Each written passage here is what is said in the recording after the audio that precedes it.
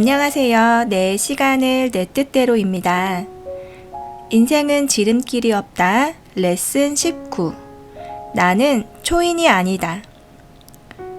세상에 완벽한 사람은 존재하지 않습니다. 다만 완벽해지려는 사람만이 있을 뿐입니다. 한 귀퉁이가 잘려나간 동그라미가 있었다. 동그라미는 완벽해지고 싶어서 떨어져 나간 조각을 찾아 헤매기 시작했다. 불완전한 동그라미는 느리게 굴러다녔기에 길가에 꽃을 구경하고 곤충과 대화를 나누며 따스한 햇볕을 즐길 수 있었다. 그리고 수많은 조각을 만나지만 자신에게 딱 들어맞는 것을 찾지 못하여 계속 세상을 헤맸다. 그러던 중 동그라미는 드디어 자신에게 딱 들어맞는 조각을 발견했다. 조각을 붙인 동그라미는 완벽해졌고 빠르게 굴러다닐 수 있었다. 하지만 더 이상 길가의 꽃과 곤충은 거들떠보지 않게 되었다. 완벽한 동그라미는 불완전했던 시절과는 다른 세상에 살게 되었음을 깨달았다. 가던 길을 멈춘 동그라미는 조각을 다시 제자리에 돌려놓고 불완전한 상태로 돌아갔다. 사람도 불완전한 동그라미처럼 잘려나간 조각을 포기하지 못하고 평생 완벽을 추구하느라 시간을 낭비합니다. 그리고 원래 가지고 있던 행복을 잃어버린 뒤에야 후회합니다. 거듭 말하지만 세상에 완벽한 사람은 없습니다. 또한 모든 사람을 만족시킬 수 있는 사람도 없으므로 자신의 약점이나 결점을 슬퍼하거나 숨기려고 애쓸 필요는 없습니다. 그리고 다른 사람의 시선에 연연해서는 자신의 길을 찾기 어렵습니다. 사람은 모두 자기만의 시선으로 세상을 바라봅니다.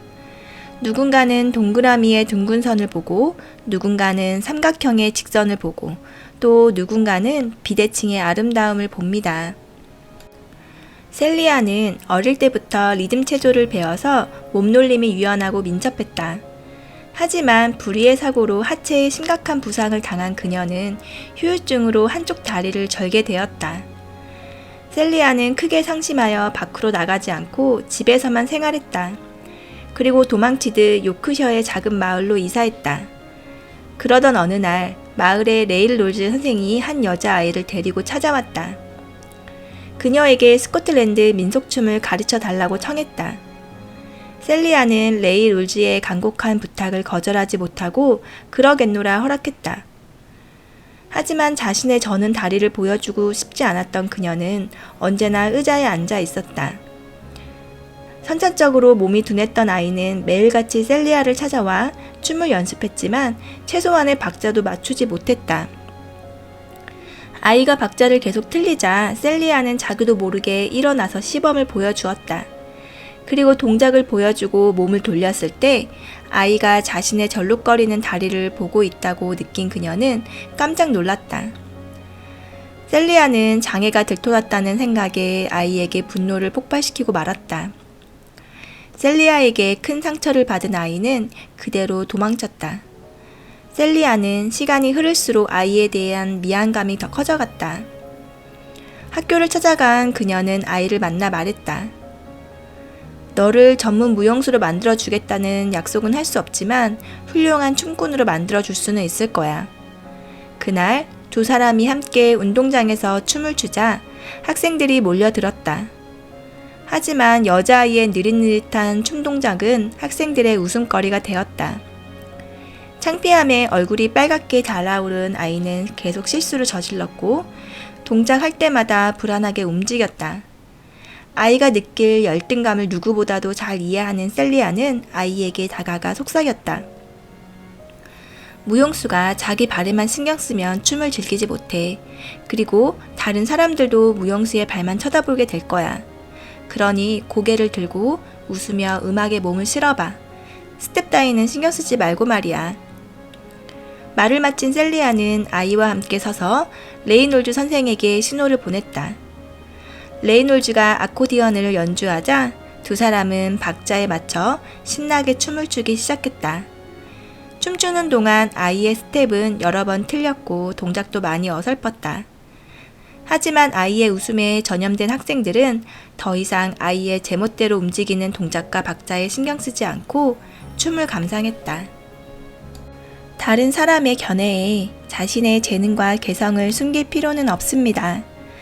자기 내면의 소리에 귀를 기울이는 것이 무엇보다 중요합니다.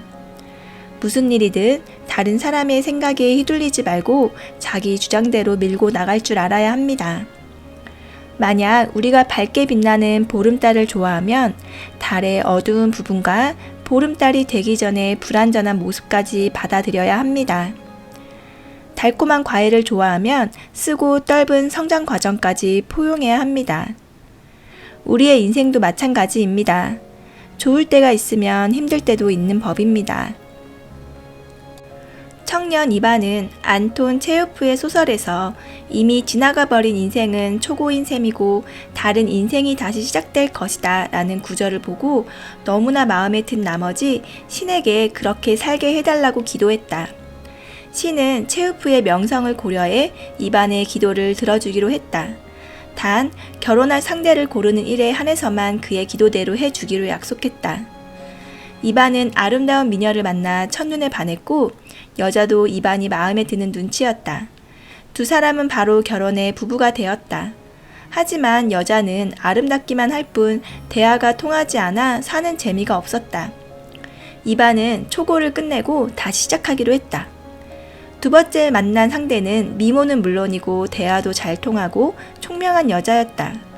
하지만 결혼한 지 얼마 되지 않았을 때 이반은 여자가 화를 잘 내고 개성이 강하다는 것을 알았다. 게다가 총명한 그녀는 자신을 남편으로 대하지 않고 돈을 벌어오는 수단으로만 생각했다. 괴로운 나날을 보내던 이반은 도저히 참을 수 없어 신에게 초고를 한 번 더 쓸 수 있게 해달라고 애원했다. 신은 이반의 소원을 들어주었다. 세 번째 만난 상대는 아름답고 영리하며 성격까지 착한 여자였다. 두 사람은 부부가 되어 화목한 가정을 꾸렸다. 이반은 드디어 모든 것이 만족스러웠다. 그런데 반년 뒤 큰 병에 걸린 부인은 침대에 누워 거동조차 하지 못하게 되었다. 병환이 깊어지자 아름다웠던 얼굴도 사라지고 말았다. 이반은 평생 해로하기로 약속했지만 부인의 병치레를 감당하고 싶지 않았다. 그는 자신이 불행하다고 생각했다. 그가 만난 부인들은 모두 장점이 많았지만 단점도 가지고 있었기 때문이다. 이반은 또다시 초고를 쓰고 싶었다.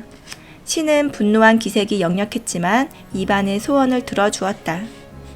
이반은 젊고 아름답고 착하고 건강한 그야말로 천사 같은 여자를 만났다. 완벽한 여자를 만난 이반은 신에게 그녀와 결혼하게 해달라고 기도했다. 그런데 천사 같은 그녀는 이반과의 결혼을 원하지 않았다. 그녀는 변덕스럽고 탐욕스러우며 병에 걸린 아내도 언제든지 버릴 남봉꾼 같은 이반과는 평생 함께할 자신이 없다고 전했다. 상대에게 거절당한 이반은 그제야 자신의 잘못을 깨달았지만 때는 이미 늦었다.